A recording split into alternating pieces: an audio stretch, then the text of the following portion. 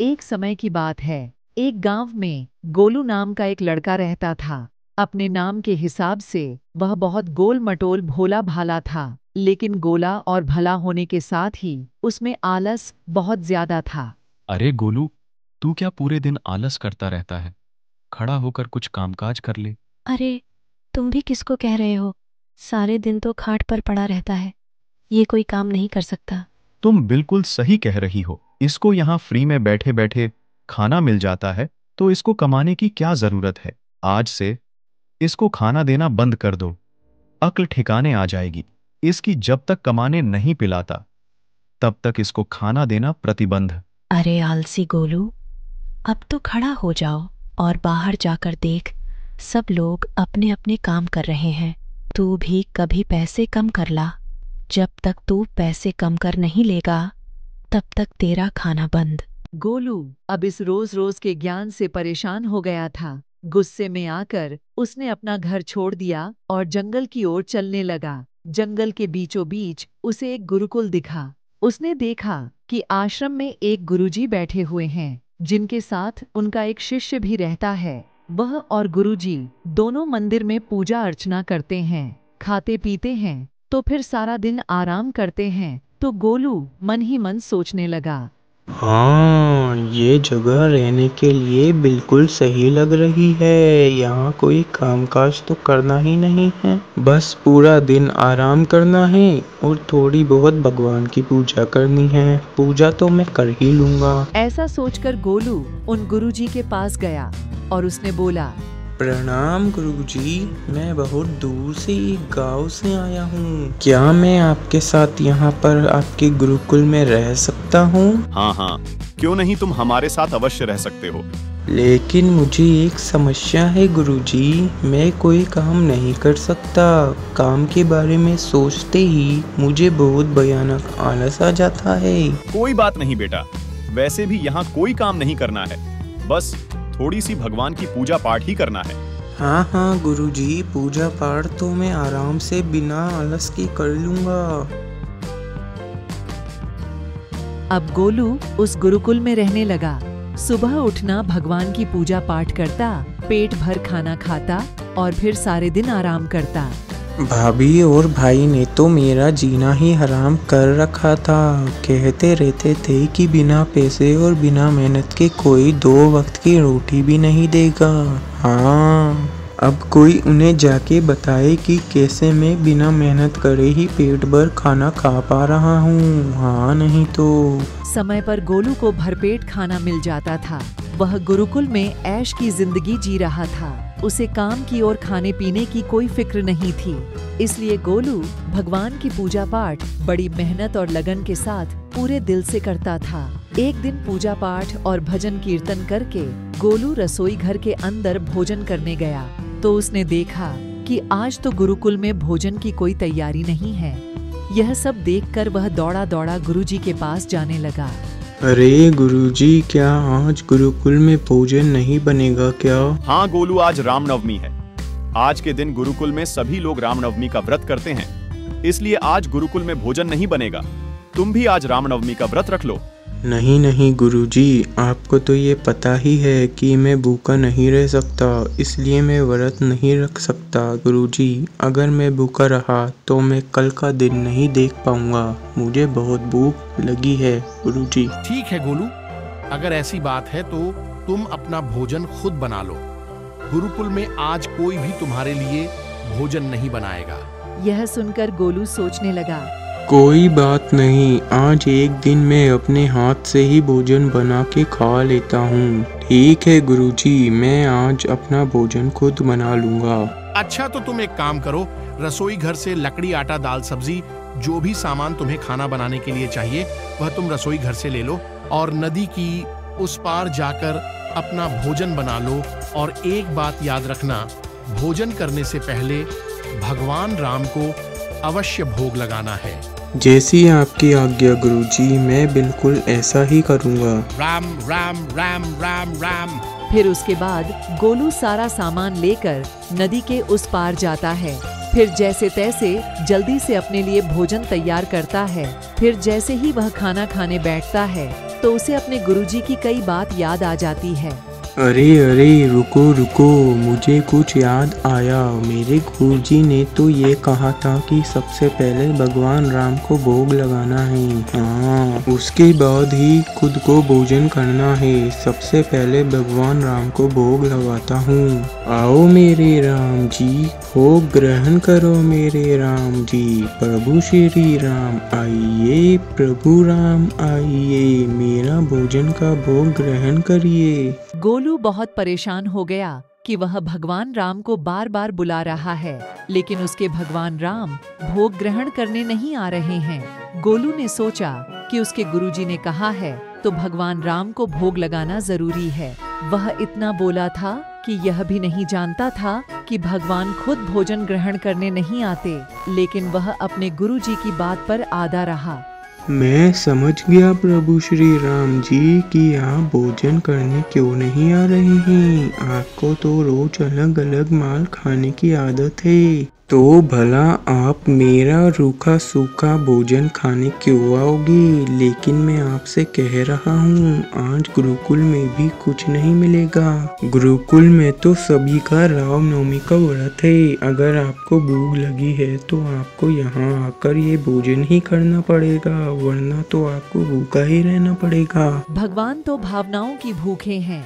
गोलू की भक्ति से प्रसन्न होकर भगवान श्री राम खुद माता सीता के साथ गोलू के सामने प्रकट हुए।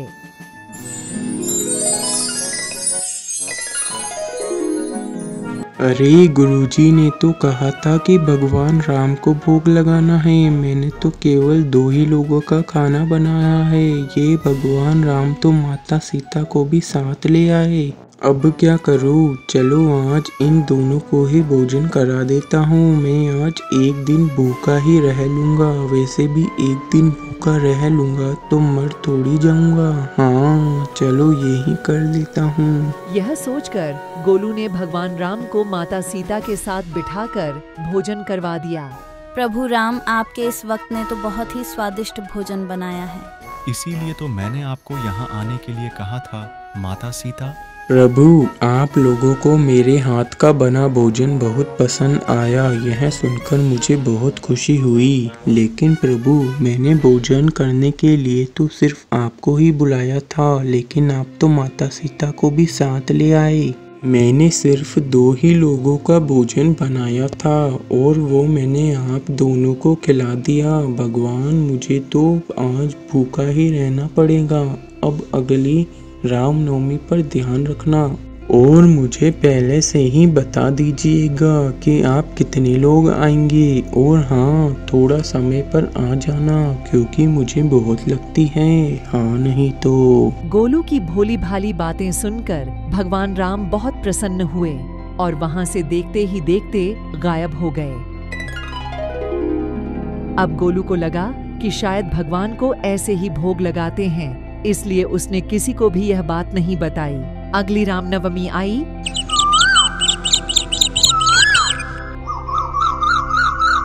तब गोलू अपने गुरुजी से बोला, गुरुजी, आज थोड़ा ज्यादा अनाज देना भोग लगाने के लिए। 2 लोग आते हैं, वो भी बिना बताए। पिछली रामनवमी पर तो मैं भूखा ही रह गया था। लगता है गोलू, भूख से तेरे दिमाग पर असर हो गया है। जा, तेरे को जितना अनाज चाहिए वह ले जा। इस बार भोग लगाने भगवान प्रभु श्री राम और माता सीता अपने साथ इस बार लक्ष्मण जी और हनुमान जी को भी लेकर आए। उन्हें देखते ही गोलू का सर चक्कर आने लगा। वह सोचने लगा, अरे ये क्या, एक को बुलाता हूँ तो 2 आ जाते हैं, 2 को बुलाता हूँ तो पूरा खानदान साथ में लेकर आ जाते हैं। हाँ, लगता है आज भी भूखा ही रहना पड़ेगा। अगली बार फिर से रामनवमी आई।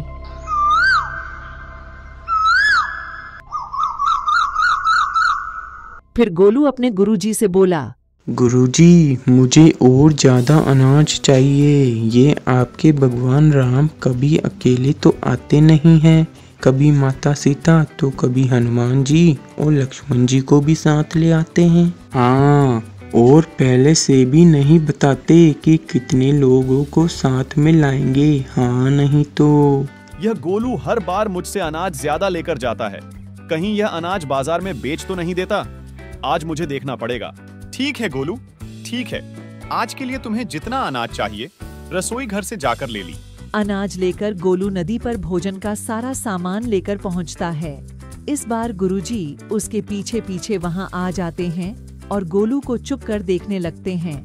अब गोलू सोचता है, हाँ, ये राम जी अकेले तो आते नहीं हैं, हमेशा किसी न किसी को साथ ले आते हैं। इस बार पता नहीं कितने लोगों को साथ लेकर आएंगे। आज सबसे पहले उन्हें बुला लेता हूँ और उसके बाद ही सबके लिए भोजन बनाऊंगा। हाँ, जिससे मुझे इस बार भूखा नहीं रहना पड़ेगा। आओ मेरे राम जी, भोग ग्रहण करो मेरे राम जी। प्रभु श्री राम जी आइए, प्रभु राम जी आइए, मेरे भोजन का भोग ग्रहण करिए। देखते ही देखते इस बार राम जी के साथ माता सीता, हनुमान जी, लक्ष्मण जी और उनके साथ इस बार सरस्वती जी और शिव जी भी आ जाते हैं। अरे गोलू, यह क्या, तुमने तो भोजन बनाया ही नहीं और तुमने हमें पहले ही भोजन के लिए बुला लिया। नहीं प्रभु राम, मैंने भोजन इसलिए आज पहले नहीं बनाया कि आपका भोजन बनाता हूँ तो आप माता सीता को साथ ले आते हैं। 2 लोगों का भोजन बनाता हूँ तो पूरा खानदान साथ ले आते हैं। आज मैंने सोचा पहले आपको बुला लेता हूँ, पता नहीं कितने लोगों को साथ लेकर आएंगे, उसके बाद ही भोजन बनाऊंगा। हाँ नहीं तो। अच्छा प्रभु राम जी, अब आप आ ही गए तो मेरी भोजन बनाने में मेरी थोड़ी मदद ही कर दो। क्या करें, भक्तों की इच्छा को हम माना भी तो नहीं कर सकते, इसलिए उनकी इच्छा तो पूरी करनी ही पड़ेगी।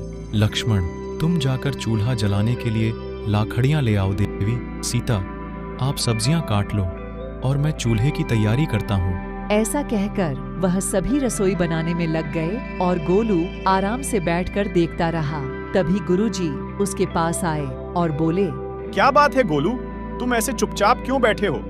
अनाज भी सारा ऐसे ही रखा हुआ है, भोजन क्यों नहीं बना रहे हो? देखा गुरुजी, मैंने आपको कहा था ना कि ज्यादा अनाज दीजिए। आज प्रभु श्री राम भोजन बनाकर तैयार कर रहे हैं। गोलू, यहाँ तो तुम्हारे अलावा कोई और है ही नहीं। प्रभु श्री राम, आप गुरुजी को क्यों दिखाई नहीं दे रहे? गोलू, तुम्हारे गुरुजी मुझे नहीं देख सकते।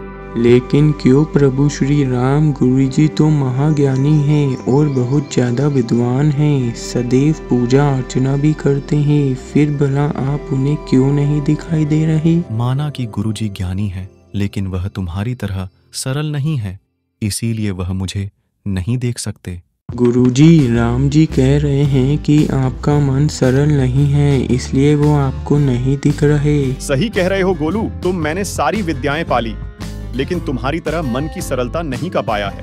प्रभु श्री राम, मेरी आपसे यही विनती है, प्रभु मुझे आपके दर्शन देकर मुक्त करें, प्रभु मुक्त करें।